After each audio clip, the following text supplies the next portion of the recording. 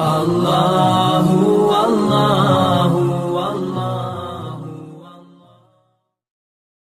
حضرت عمر کا بیٹا مصر گیا، وہاں سے کمائی کر کے لایا، تجارت کرنے گیا، لاکھوں کا مال۔ کون سا باپ ہے دنیا میں جس کا بیٹا باہر سے پیسے لے کے آئے تو ابا تفصیل پوچھے کہ بیٹا کہاں سے کمائے، کہاں سے لایا، کتنے ملے، کیوں آئے؟ کون سا باپ تفصیل پوچھتا ہے؟ ابا تو کہتا لا صحیح اور تعریفیں کرتا ہے، میرا بیٹا بڑی کمائی کرتا ہے۔ کبھی پوچھا ہے اس سے کہ ڈیوٹی صحیح دیتا ہے کہ نہیں؟ کبھی پوچھا ہے کہ تو ایمانداری کی روزی لاتا ہے کہ حرام کی کماتا ہے؟ یہ باپ کی ذمہ داری ہے، یہ اماں کی ذمہ داری ہے۔ پھر کہتا ہے بیماری کیسے آ گئی، پریشانی کیسے آ گئی؟ تو نے کبھی سوال کیا اپنی اولاد سے؟ حضرت عمر فاروق رضی اللہ تعالیٰ عنہ کا بیٹا مصر سے پیسے کما کے لایا تو جناب عمر نے بلایا، فرمایا بیٹے اتنی تو تیرے پاس راس ہی نہیں تھی، تھوڑے سے تو پیسے لے کے گیا تھا، اتنی کمائی کیسے ہو گئی؟ اتنے تو پیسے نہیں تھے صاحب، کہاں سے کمائی لائے؟ اس نے کہا ابا جی وہ جو میرے چچا ہے نا مصر کے گورنر، آپ کے دوست، انہوں نے میری مدد کی ہے۔ فرمایا جتنے لوگ گئے تھے سب کی ہے مدد اس نے؟ کہا نہیں صرف میری کی۔ فرمایا تیری کیوں کی؟ تیری کیوں کی؟ کہا حضور آپ کے دوست ہیں۔ فرمایا چپ کر، حضور انہوں نے مجھے اتنے پیسے دیے، میں نے کاروبار میں ڈالے تو نفع آیا تو میں ان کی رقم دے کے۔ فرمایا خاموش ہو جا، باقی جتنے لوگ گئے تھے سب کی مدد کی اس نے؟ کہا نہیں حضور صرف میری کی۔ فرمایا اس نے تیری مدد نہیں کی، اس نے خلیفہ کے بیٹے کی مدد کی، اس لیے کہ وہ خلیفہ کو اپنے حق میں نرم کر سکے۔ فرمایا آدھا مال تیرا ہے، آدھا مال غنیمت کا ہے، مال خزانہ کا ہے، مسلمانوں کا ہے، اس لیے کہ تو جو وہاں سے مال کما کے لایا ہے وہ اپنے باپ کے خلیفہ ہونے کی وجہ سے کما کے لایا ہے، لہذا رکھ ادھر۔ یہاں کہتے ہیں کدھر سے آیا، کیسے آیا، کون سا حساب دیں، کیا کریں؟ او بھائی حضرت عمر رضی اللہ تعالیٰ عنہ کا اپنی اولاد کے بارے میں یہ رنگ ہے۔ ایک جنگ سے نا خوشبو آئی، خوشبو بڑی مہنگی ہوتی تھی، عرب میں خوشبو آج بھی بڑی مہنگی ہے، وہ زیادہ استعمال کرتے ہیں۔ میری باتوں کی سمجھ آ رہی ہے میرے بھائیوں؟ بڑی مہنگی خوشبو تھی۔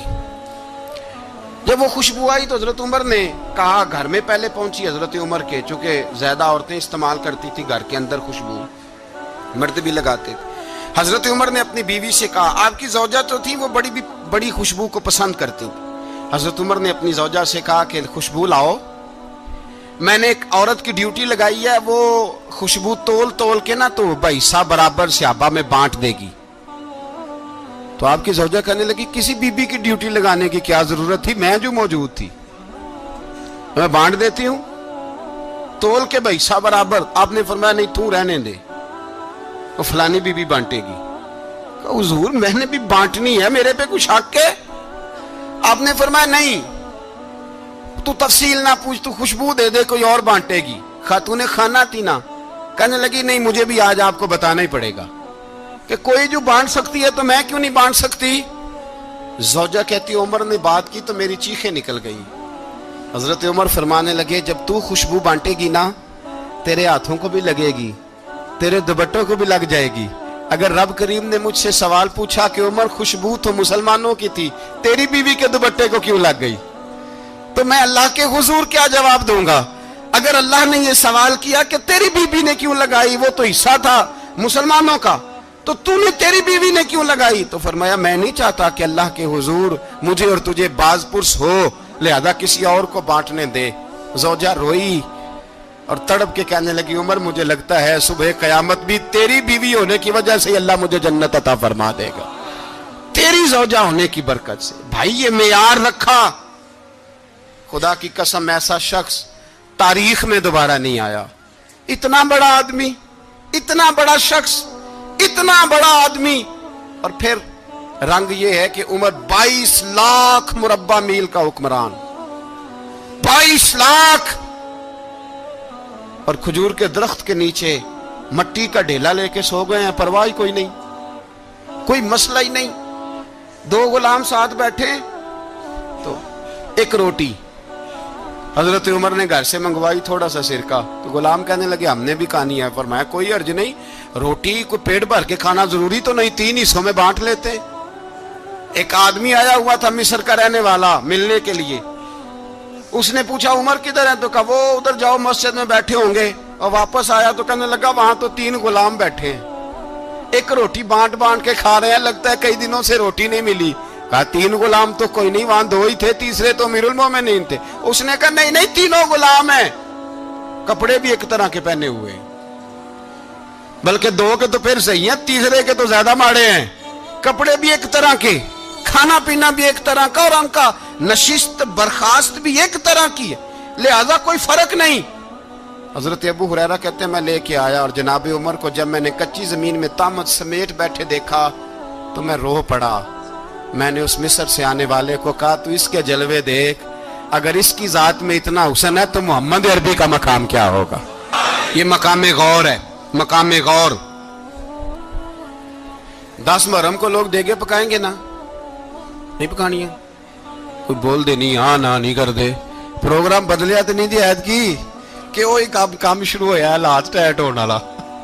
کیوں جی, پکنی ہے نا دیکھیں 10 محرم کو انشاءاللہ تعالی. ہم بھی پکائیں گے انشاءاللہ, یہاں بھی پروگرام ہوگا. تو 10 محرم کو جو دیگ پکنی ہے تو ایسا نہیں ہو سکتا کہ 1 محرم کو حضرت عمر کے نام کی بھی کوئی پک جائے.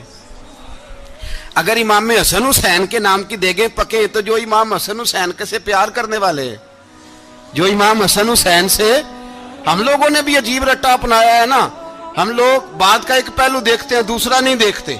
حضرت امام حسن اور حسین کو بھی نبی پاک نے شہید کہا, اور جناب عمر کو بھی رسول اللہ نے خود شہید فرمایا. فرمایا شہید ہے, خود فرمایا اپنی زبان سے کہ یہ شہید ہے, خود میرا عمر شہید ہے. تو ان کے نام کی دیگ نہیں پکنی چاہیے, اس طرف نہیں ہماری توجہ ہونی چاہیے. اور اہل بیت نبو, یہ بات میں پہلے بھی کرتا ہوں, آج پھر کرنا ضروری سمجھتا ہوں. اہل بیت کا پیار سن لو کان کھول کے. اہل بیت کا پیار اگر ہمیں کسی نے سکھایا ہے تو سیدنا عمر فاروق نے سکھایا ہے. اہل بیت نبوت کی محبت اگر کسی نے سکھائی ہے تو کس نے سکھائی ہے؟ بول کے بتائیے. حضرت عمر نے. اہل بیت کا پیار ہمیں حضرت عمر نے بول کر کے سکھایا ہے. بھائی یاد رکھیں, کسی کی طاقت نہیں تھی دم مارنے کی حضرت عمر کے سامنے, طاقت ہی نہیں تھی. کیسر و کسرا کانپ جاتے تھے, جرت ہی نہیں کرتے تھے حضرت. اور ہمارے تو تعلقات بڑے ہیں نا غیروں سے. حضرت ابو موسیٰ اشعری رضی اللہ تعالیٰ عنہ فرماتے ہیں میرا منشی سائی تھا, وہ کاتب کہتے تھے وہ لوگ, میرا حساب کتاب عیسائی تھا. تو فرماتے ہیں ایک دن میں نے وہ سارا حساب کتاب لین دین کے حضرت عمر کو دکھائے تو فرمانے لگے جس نے لکھے ہیں اس کو بلاؤ. کہنے لگے حضور مسجد نہیں آ سکتا. کیوں نہیں آ سکتا؟ کہنے لگے وہ عیسائی ہے. کہتے ہیں حضرت عمر جلال میں آ گئے. آپ فرمانے لگے جنہیں رب دور کرتا ہے تم کیوں قریب کرتے ہو؟ جنہیں اللہ دور کرتا ہے. فرمایا تم غیروں کو اگر عہدے دو گے تو اپنوں کا کیا بنے گا؟ اگر تم غیروں کو عہدے دو گے تو اپنوں کا. یہ سوچ ہے جو آج برما کے مسلمانوں کے لیے بھی ضروری ہے. کہا اگر تم غیروں کو عہدے دو گے تو اپنوں کا. ہم نے غیروں کو عہدے دیے تو دیکھا نا اپنے کس طرح کاٹے جا رہے ہیں. غیروں کو جو عہدے دے دیے یارانے سارے غیروں سے. روز دعویٰ ہوتا ہے چین ہمارا سجن ہے, چین ہمارا دوست ہے. او بھائی دوست ہے تو اس سے کہو نا کہ برما تو تمہاری ایک چھوٹی سی ریاست ہے, چین کے بغیر تو وہ سانس بھی نہیں لے سکتا. اس کو کہو نا اس حکومت پہ دباؤ ڈالے. لیکن ہم لوگوں نے غیروں کو عہدے دیے تو اپنے پس گئے. حضرت عمر کہتے تھے ذمی کا ہم ادب کریں گے. ذمی کافر کا ہم, ایسا کافر جو مسلمان ریاست کو قبول کرے, بدامنی نہ پھیلائے. ایک آدمی کو آپ نے دیکھا آنکھوں سے نابینا ہے اور بھیک مانگ رہا ہے. تو حضرت عمر کو نظر آ گیا. فرمایا کون ہو؟ اس نے کہا میں یہودی ہوں. فرمایا بھیک کیوں مانگتے ہو؟ کہا جب تک تندرست تھا مسلمانوں کو جزیہ دیتا تھا, بوڑھا ہو گیا ہوں کیا کروں. حضرت عمر نے گھوڑے کی پشت پہ بٹھایا, کافر کو گھوڑے کی پشت پہ بٹھایا اور بٹھا کے مدینے لائے. حضرت علی شیر خدا وزیر خزانہ تھے. فرمایا علی اس کا وظیفہ جاری کرو. کہا یہ کون ہے؟ فرمایا یہ یہودی ہے لیکن یہ ہمیں جزیہ دیتا رہا, بوڑھا ہو گیا بیچارہ, بھیک مانگنے پہ مجبور ہے, ہماری حکومت کے اندر رہتا ہے, اس کا پورا وظیفہ جتنا خرچہ اتنا وظیفہ لگاؤ. حضرت علی کہتے ہیں میں وظیفہ لگا رہا تھا اور وہ میرے نبی کا کلمہ پڑھ رہا تھا, وہ رسول اللہ کا کلمہ پڑھ رہا تھا. یہ مزاج, یہ نہیں کہ کافر. حضرت عمر نے گورنروں کو خط لکھے تھے کہ زبردستی کسی کو مسلمان نہیں کرنا, جہاں ان کی عبادت گاہیں بنی ہو گرانی نہیں, کوئی مندر کوئی گرجا ضائع نہیں کرنا. इस्लाम सबको जीने का मौका देता है, पर बेईमानों, जालिमों, बदजातो तुम्हें यह कहता है कि हम तुम्हें जीने का मौका देते, तुम भी मुसलमानों को जीने का मौका दो। ये जहां बसते हैं, जहां रहते हैं, इन्हें वहां जीने का मौका दो। इन्हें भी अल्लाह अकबर कहने का मौका दो, इन्हें भी कुरान पढ़ने का मौका दो, इन्हें भी रसूलुल्लाह पर दुरूद पढ़ने का मौका दो। हमारे मुल्क में ईसाई अपनी मर्जी से खुलेआम तबलीग करते हैं। यहां तो चैनल चलाए हैं ईसाइयों ने। किसी मजहबी जमात ने कभी जुलूस निकाला है कि ईसाइयों का चैनल बंद करो? बोले निकला है कि नहीं निकला? कितने जुल्म की बात है। हम जब गैर को इतना तहफ्फुज देते हैं, इतना तहफ्फुज देते हैं, हमने देखा है, मुझे 20 लोगों ने ईद पे टेलीफोन किए कि ईसाइयों को कुर्बानी का गोश्त दे लें। मजबूर हैं जी, दरवाजे पे आ गए हैं, हमारे काम काज करते हैं। 20 लोग, आम आदमी के दिल में इनका इतना जज्बा है। वो मसाइल का बयान करना एक अलग बात, लेकिन हमारे दिल काफर के हक में भी नरम हो जाते हैं। तुम किस कदर ज्यादा बेईमान हो और कुफर किस कदर ज्यादा जलील हो गया है कि मुसलमान के हक में नरम होता ही नहीं। और उससे बड़े जलील वो हैं जो इन जलीलों के सपोर्टर हैं। वो किसी अरब मुल्क के हुक्मरान हो या किसी और जगह के, वो बड़े जलील है जो इन जलीलों के सपोर्टर हैं, जो बर्मा की बच्चियों के कत्ल पर अपनी हुकूमतें चमका रहे हैं। ने शर्म नहीं आती, इस कदर मुसलमान तड़पा है, लेकिन उन बेगैरतों को जरा होश नहीं आई। और ये उनके कमाश, उनके दलाल जो हर जगह उनकी सपोर्ट करके अपनी हुकूमतें कायम करते हैं, बेईमानों को पता नहीं कि कब इन पर अल्लाह का अजाब उतरेगा और किस तरह इनके परखशे उड़ेंगे। तुम्हें अपनी जिल्लत और रुसवाई नजर नहीं आ रही कि जमीन किस तरह तुम्हारे लिए तंग हो गई है? इससे ज्यादा और तुम्हारी रुसवाई क्या होगी? डरो अल्लाह से, और ये तो दुनिया का अजाब है। इन्ना बत्श रब्बिका लशदीद, मेरा रब कहता है क़यामत तो कायम होने दे। इतना सख्त तेरे रब की पकड़ है, इतनी किसी दूसरे की हो सकती? याद रखें और थोड़ा एहतियात करें हम सब लोग भी, जो हम लोग आधी जुबान बोल के भी इनकी सपोर्ट करते। अब शर्म आनी चाहिए हमें इन हुकूमतों की सपोर्ट करते जो मुसलमानों की लाशों के ऊपर हुकूमतें कायम करते हैं। शर्म आनी चाहिए। बहरहाल बात दूर निकल जाएगी और मैं अपने मजमून पे रहता हूं। अहले बैत का प्यार अगर सिखाया है तो जनाबे उमर ने सिखाया है रदी अल्लाह ताला अन्हो। इमाम हसन मिलने, आप यकीन करें, मैं जब इस वाकया को पढ़ता हूं तो मेरा दिल झूम जाता है। मैं कहता हूं यार, डाडा होना अपनी जगह पे, इश्क होना अपनी जगह पे, इंसान का बावकार होना अपनी जगह। जहां खड़े होना था वहां ये खड़े होते थे, और जहां झुकना था वहां ये इन लोगों में इकबाल ने कहा था, तेरी निगाह नाज से दोनों मुराद पा गए। अकले की याबो जुस्तजू इश्के हुजूरो इस तरह। जहां अगर आया है सामने कैसरो किसरा तो उमर जैसा दलेर कोई नहीं। अगर सामने आया ईरान का बादशाह तो उमर जैसा तगड़ा कोई नहीं। अगर आया है सामने गुस्सान का बादशाह तो उमर जैसा आदिल कोई नहीं। लेकिन अगर अली का बेटा आया है, अगर फातिमा के लाल पारे आए हैं, तो फिर फारूक आजम से जैसा मुहिब कोई नहीं, फिर उनसे जैसा प्यार करने वाला कोई नहीं। अंदर बैठे हैं जनाबे उमर, अंदर तन्हाई में कुछ वजीरों से गुफ्तगू हो रही है, मीटिंगें जारी हैं। आपके बेटे मिलने आए जनाबे अब्दुल्ला इब्ने उमर, अब्बा जी मिलने आए। बात ठहरो, बात कर रहा हूं, कोई ना अंदर आए। साहबजादा बाहर खड़ा है। थोड़ी देर गुजरी तो इमाम हसन भी आ गए। कौन आए? आपको अजब मिलेगा इमाम साहब का नाम लेने से, वो सरदार हैं जन्नतियों। कौन आए? सारे बोलिए। इमाम हसन, तेरी नस्ल पाक में है बच्चा बच्चा नूर का, तू है ने नूर तेरा सब घराना। इमाम हसन आए तो हजरत अब्दुल्ला इब्ने उमर को दरवाजे पे खड़े देखा। कहा अमीरुल मोमिनीन कहाँ हैं? कहने लगे हजरत उमर के बेटे। कहने लगे वो अंदर बैठे, कुछ मीटिंग हो रही है और उन्होंने कहा कोई अंदर ना आए, लेकिन आप जाना चाहें तो चले जाएं। आप जाना चाहें तो, तेरी नस्ल पाक में है बच्चा बच्चा नूर, आप जाना चाहें तो चले जाएं। तो उन्होंने कहा जब आप बाहर खड़े हैं तो मुझे कोई इतना जरूरी काम नहीं, और अभी जोर की नमाज थोड़ी देर में होगी, मैं मस्जिद में मिल लूंगा अमीरुल मोमिनीन से। ये बात कह के इमाम हसन चले गए। यार इतनी बड़ी बात नहीं थी, इतनी बड़ी बात नहीं थी। तो मेरे उस्तादों का बेटा भी आया तो कहा ठीक है जी वो सोए हुए हैं, तो कोई गर्ज नहीं यार, मैं ठहर के आ जाऊंगा। कोई बड़ी बात नहीं थी, देखा जाए तो बड़ी बात नहीं थी, पर बात बहुत बड़ी थी इसलिए कि ये खाली हसन नहीं, ये हसन इब्ने अली है। ये हजरत फातिमा के लख्ते जिगर, حضرت عمر باہر نکلے, عبداللہ ابن عمر سے پوچھا کوئی آیا تو نہیں؟ تو کہا حضور امام حسن آئے تھے. تو کہا پھر شہزادے کو اندر کیوں نہیں بھیجا؟ کہا میں نے کہا تھا. وہ کہنے لگے اگر امیر المومنین مصروف ہیں تو میں ظہر میں مل لوں گا. حضرت عمر رونے لگے, فرمایا بیٹے تو نے اچھا نہیں کیا. پھر مسجد نہیں گئے, سیدھے امام حسن کے دروازے دستک دی. امام حسن باہر آئے, کہا شہزادے آئے تھے تو ملے کیوں نہیں؟ تو امام حسن کہنے لگے حضور آپ کا اپنا بیٹا دروازے پہ کھڑا تھا, آپ کا اپنا بیٹا دروازے پہ کھڑا تھا, اور منع بھی کیا تھا آپ نے تو میں زور میں مل لیتا. حضرت امام حسن فرماتے ہیں جوش جذبات میں جناب عمر نے سر سے پگڑی اتار دی, جوش جذبات میں. کہنے لگے حسن میرے بیٹے کا اور آپ کا کیا مقابلہ؟ کیا اس کی ماں کا نام فاطمہ الزہرا ہے؟ کیا اس کی نانی کا نام خدیجۃ الکبریٰ ہے؟ کیا اس کے نانے کا نام محمد مصطفیٰ ہے؟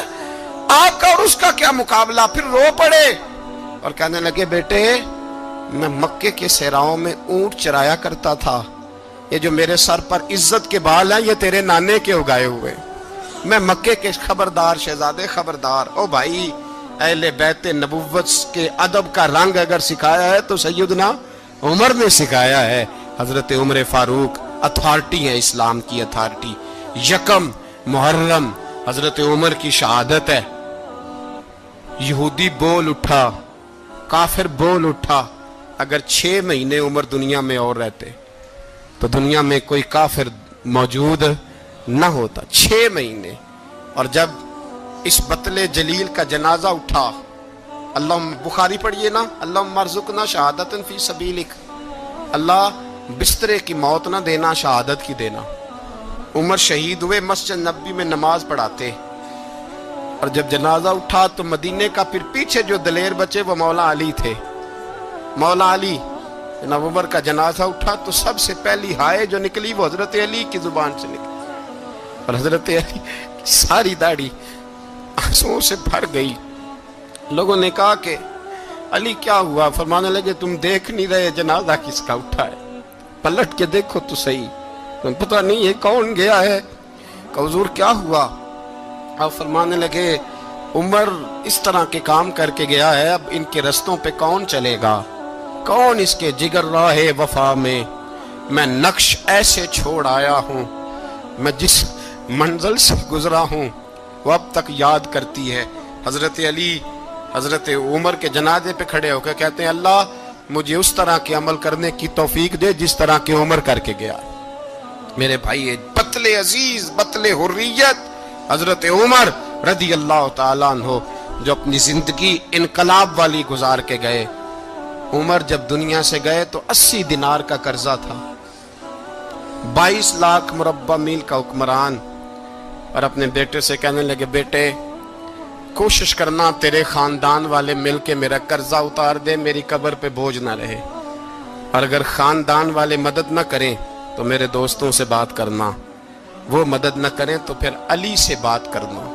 ان کا پیار آپس میں اتنا اور تو اختلاف ثابت کر رہا. 80 دینار کا قرضہ چھوڑ کر حضرت عمر دنیا سے گئے, اور جاتی دفعہ کہہ گئے میرے بعد میرے بچوں کو حکومت کے مشورے میں بھی شامل نہ کرنا, حکومت کے مشورے میں بھی میری اولاد شامل نہ ہو.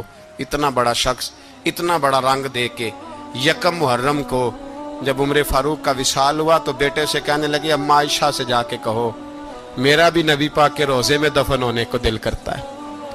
ایک قبر کی جگہ ہے اماں جی نے اپنے لیے رکھی ہے, بخاری ہے بخاری.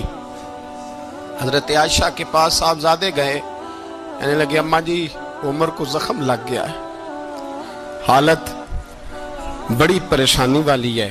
وہ کہتے ہیں اگر اماں اجازت دیں.